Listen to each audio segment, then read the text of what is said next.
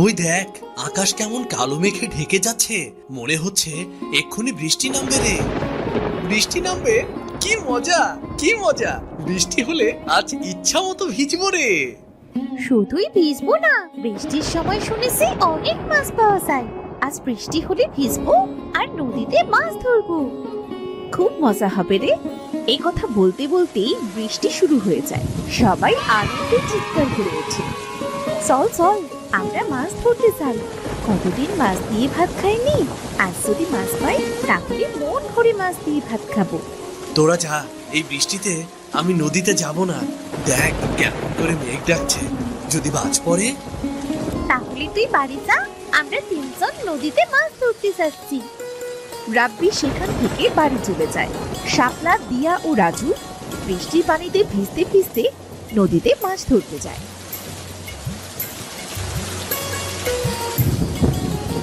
তারা অনেকগুলো মাছ পায়, সেগুলো নিয়ে যে যার বাড়ি ফিরে যায়। মা, তুমি এখানে বসে কি এত ভাবছো? এতক্ষণে তোদের ফেরার সময় হলো। রাগ করো না মা, বৃষ্টি হলে তো নদীতে মাছ ভেসে বেড়ায় মা। অনেকদিন তো আমরা মাছ খাই না, তাই নদীতে মাছ ধরতে গিয়েছিলাম। দেখো না মা, কতগুলো মাছ এনেছি। মা, মাছগুলো ঝোল করবে। বৃষ্টির দিনে মাছ ঝোল দিয়ে ভাত খাবার মজাই আলাদা। ঠিক আছে, তোরা তাড়াতাড়ি জামা কাপড় পাল্টে নে, না হলে যে আবার ঠান্ডা লেগে যাবে। রাজু আর দিয়া কাপড় বদলে ঘরে গিয়ে দেখে তাদের ঘরে পানি পড়ছে। তোর বাবাকে কত করে বললাম এবার সালটা সারাও, বৃষ্টির দিনে ঘরে থাকাই যায় না, কিন্তু সে তো পেরে উঠলো না। আচ্ছা, আমি মাছগুলো কেটে রান্না করে নিই।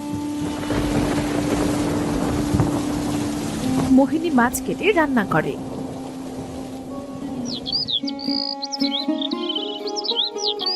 পরদিন রোদ উঠে, গ্রামের অনেক মানুষ তাদের বাড়ির চাল ঠিক করে। পথে ঘাটে পানি বেঁধে আছে।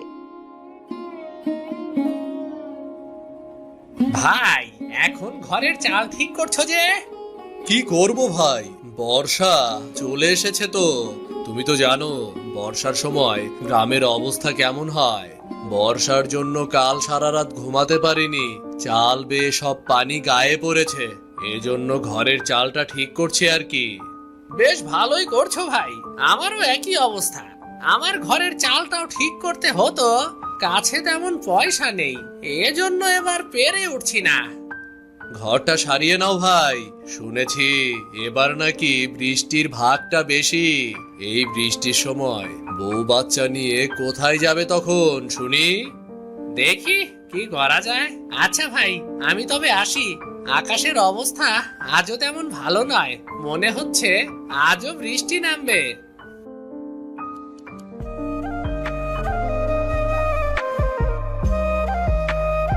বলি, ও মহেশ ভাই, মাঠে তো সব কাদা, তা গরু নিয়ে যাচ্ছ কোথায় তবে?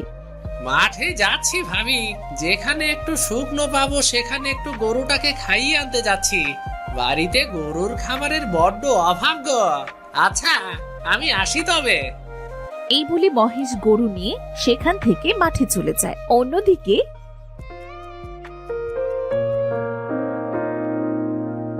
মা, ও মা, এখন তো বর্ষার সময়, না জানি কখন বর্ষা পড়তে শুরু করে। বাড়িতে তো জ্বালানি নেই মা, তখন জ্বালানির অভাবে না খেয়ে থাকতে হবে। আমি আর ভাই মিলে বরং জঙ্গলে যাচ্ছি। কাল তো ঝড় বৃষ্টি হয়েছিল মা, আজ জঙ্গলে অনেক জ্বালানি পাবো। আকাশের অবস্থা তো তেমন ভালো নয় রে, এই অবস্থায় তোদের জঙ্গলে যেতে হবে না। তুমি চিন্তা করো না মা, বর্ষা শুরু হবার আগেই আমরা চলে আসব। তাড়াতাড়ি ফিরিস কিন্তু। দিয়া আর রাজু তাদের মায়ের কাছ থেকে বিদায় নিয়ে জঙ্গলের উদ্দেশ্যে বেরিয়ে পড়ে। তারা হাঁটতে হাঁটতে একসময় জঙ্গলের অনেক গভীরে চলে আসে। দিদি, এখানে অনেক জ্বালানি হয়েছে, চলো একটু কুড়াই আমরা। ঠিক আছে ভাই। দিয়া আর রাজু জঙ্গলের ভেতর থেকে জ্বালানি কুড়াতে থাকে। হঠাৎ চারদিক অন্ধকার হয়ে আসে, আকাশ কালো মেঘে ঢেকে যায়। ভাই, আকাশ তো কালো মেঘে ছেয়ে গিয়েছে, মনে হচ্ছে এক্ষুনি কালবৈশাখী ঝড় উঠবে। দিদি তাড়াতাড়ি বাড়ি চলো, আমার খুব ভয় করছে তো। ভয় পাস না ভাই, আমি আছি তো। দিদি, ওই দেখো আকাশে কেমন বজ্রপাত হচ্ছে। চল ভাই, যে জ্বালানিগুলো কুড়িয়েছি তাই দিয়ে 2-3 দিন চলে যাবে। ঝড় ওঠার আগে আমরা বাড়ি চলে যাই, চল। এই বলে রাজু আর দিয়া জ্বালানি নিয়ে জঙ্গল থেকে বাড়ি ফিরে আসে।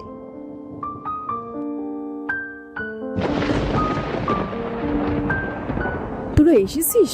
আমি তো চিন্তায় মরে যাচ্ছিলাম, যে মেঘ করেছে, মনে হচ্ছে এখনই কালবৈশাখী ঝড় উঠবে। এজন্যই তো তাড়াতাড়ি বাড়ি ফিরে এসেছি মা। তা বেশ করেছিস।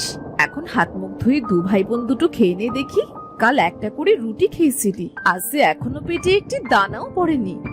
ঠিক আছে মা।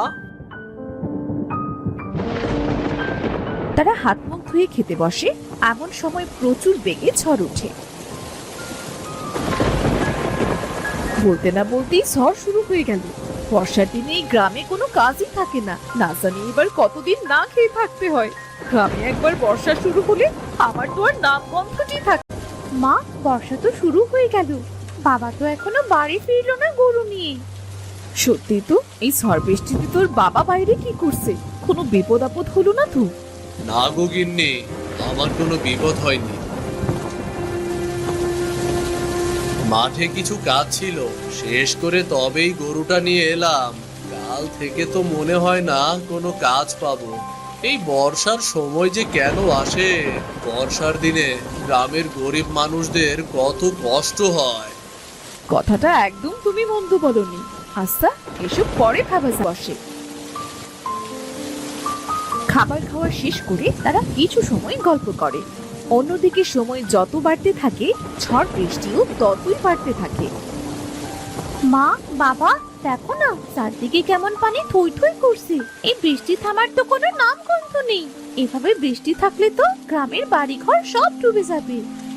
কথাটা মন্দ বলিসনি রে মা, খুব চিন্তা হচ্ছে আমার। কাছে তেমন টাকা কড়িও নেই, বাড়িতে তেমন বাজার সদাই নেই। বর্ষার দিনগুলো যে কি করে পার করব কে জানে রে। বিধাতা ঠিক একটা ব্যবস্থা করে দেবে। ও, বৃষ্টির জন্য তো গ্রামের অবস্থা খুব খারাপ। বৃষ্টির পানিতে তো হাঁটু সমান পানি উঠে গিয়েছে। কি করব বলো তো? পুকুর, নদী, খাল, বিল পানিতে থই থই করছে গো। বাবা, দেখো গ্রামের মানুষ কোথায় যেন যাচ্ছে। তাই তো দেখছি, কেউ নৌকায়, কেউ বা কলায় ভেলা বানিয়ে যাচ্ছে। কোথায় যাচ্ছে সবাই জিজ্ঞাসা করে দেখি তো। ও শামীম ভাই, ও বাচ্চা নিয়ে চললে কোথায়? ভাই, গ্রাম থেকে অনেক মানুষের ঘর ডুবে গিয়েছে। আমাদের ঘরে অনেকটা পানি ঢুকে গিয়েছে রে।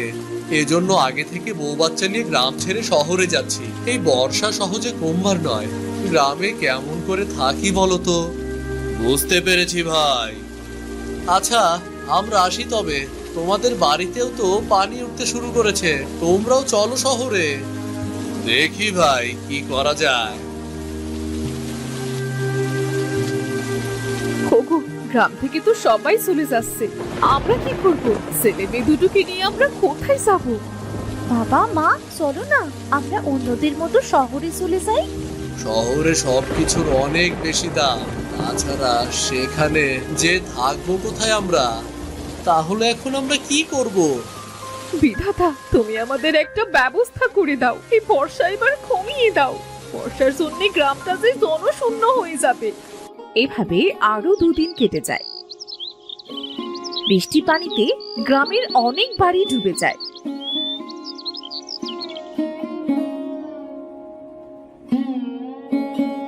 আজ বর্ষাটা কম হয়েছে বলি, বউ, বাড়িতে শুকনো খাবার আর কতগুলো আছে গো?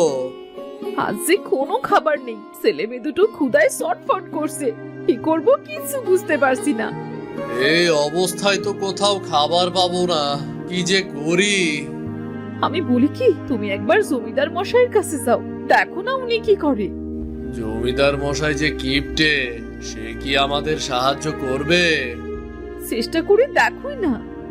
এত করে যখন বলছো, তখন যেই দেখি কি করা যায়।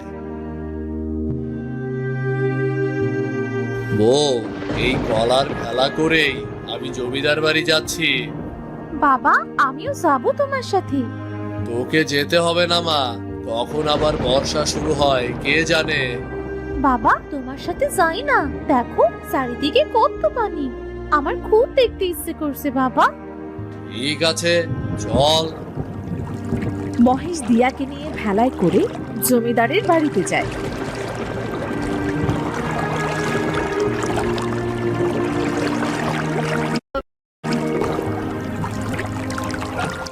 জমিদার মশাই, আপনি যদি সাহায্য না করেন তাহলে কোথায় যাব আমরা? চারদিকে পানিতে ভরপুর, কোথাও কোনো কাজ নেই। এ অবস্থায় কি খেয়ে বাঁচবো বলুন? তোমার মতো অনেকেই আসছে আমার কাছে, তোমার জন্য আমি কি করতে পারি সেটা বলো। জমিদার মশাই, আজ 4-5 দিন ভাতের দানাও চোখে দেখিনি। বাড়িতে কিছু শুকনো খাবার ছিল, সেটাও কাল ফুরিয়ে গিয়েছে। এজন্য আপনার কাছে এলাম। আপনি যদি কিছুদিনের খাবার দিতেন তাহলে বড্ড উপকার হতো। সবাইকে যদি আমি খাবার দিয়ে সাহায্য করি তাহলে তো আমারই কপালে খাবার জুটবে না। তোমাকে আমি সাহায্য করতে পারবো না বাপু। জমিদার মশাই, বর্ষার দিন শেষ হলেই আপনার খাবারের টাকা আমি শোধ করে দেব। এই চিরাগুলো দিয়ে আজকের দিন চলে যাবে, এটা নিয়ে ফিরে যাও। এর বেশি আমি তোমাকে সাহায্য করতে পারবো না। মহেশ আর কিছু না বলে জমিদারের দেওয়া চিরা নিয়ে বাড়ির পথে রওনা হয়। মহেশ আর দিয়া যখন বাড়ি ফিরছিল তখন তারা একটা বুড়িকে পানিতে ডুবে থাকতে দেখতে পায়। বাবা বাবা ওই দেখো, কে যেন পানিতে ডুবে যাচ্ছে, আমাদের লোকটাকে বাঁচানো উচিত বাবা। আরে, ওটা তো একটা বুড়ি মনে হচ্ছে। তাড়াতাড়ি চল, না হলে বুড়িটা মারা যাবে। তারা ভেলা নিয়ে বুড়ির কাছে যায়। অনেক কষ্টে বুড়িকে তারা পানি থেকে তুলে তারা বুড়ির পেট থেকে পানি বার করে।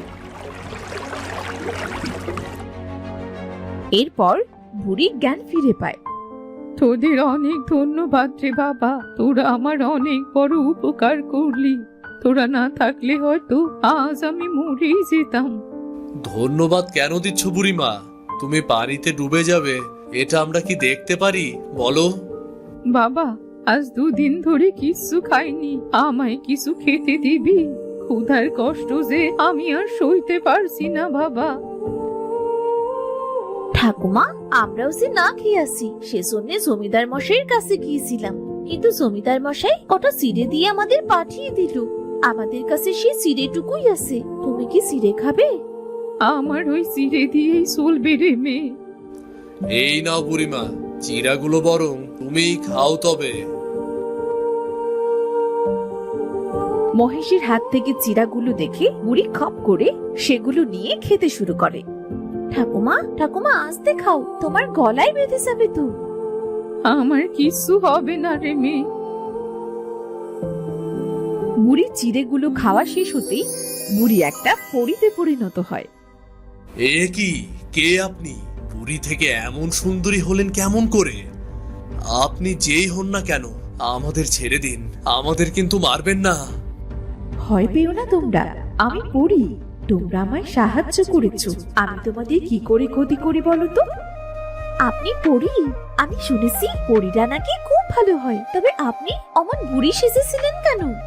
আমি সব বলছি, আগে তোমরা ভেলা থেকে নেমে ওখানে চলো, দেখো ওখানে কোনো পানি নেই। ঠিক আছে।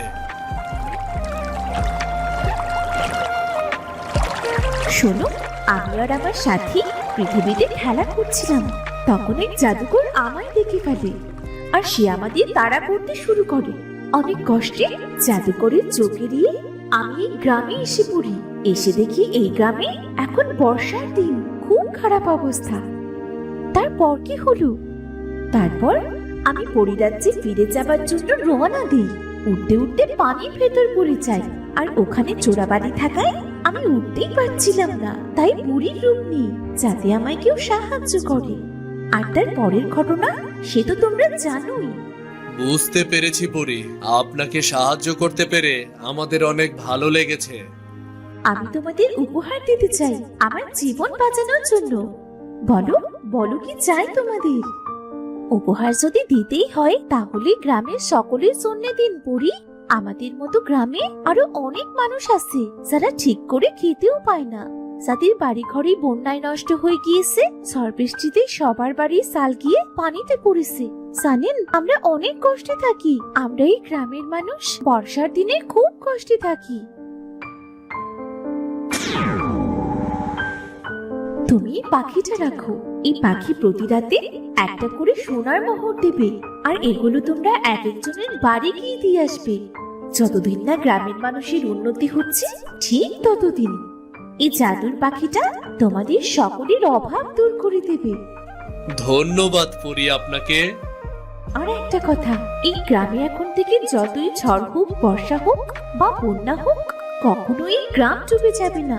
বর্ষা শেষ না হতেই যতটুকু গ্রামের মানুষের পানি প্রয়োজন ততটুকু ছাড়া, আর বাকি পানিগুলো শুকিয়ে যাবে। আপনি খুব ভালো করি। তোমরাও খুব ভালো। তোমরা নিজেদের কথা না ভেবে পুরো গ্রামের কথা ভেবেছো। আচ্ছা, আমি আসি তবে। এই বলে পরী দিয়া ও মহেশের কাছ থেকে বিদায় নিয়ে পরী রাজ্যে চলে যায়। মহেশ ও দিয়া পরীর দেওয়া পাখিটা নিয়ে বাড়ি চলে আসে। এই পাখিটা পরী আমাদের উপহার দিয়েছে। পরী পেলি কোথায়? তোদের কথা তো আমি কিছুই বুঝতে পারছি না। শোনো তবে।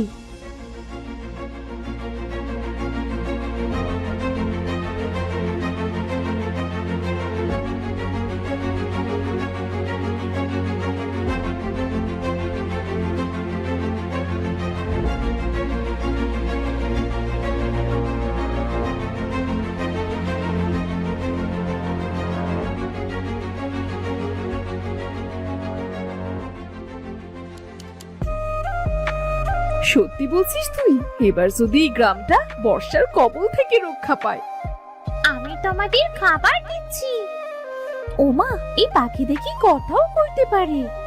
আমি সব সময় কথা বলি না। এই বলে পরীর দেওয়া পাখি জাদু করে অনেক খাবার এনে দেয়। নানান রকমের খাবার পেয়ে তো দিয়া আর রাজু অনেক খুশি হয়। পরদিন পরীর কথা মতো গ্রাম থেকে পানি শুকিয়ে যায়।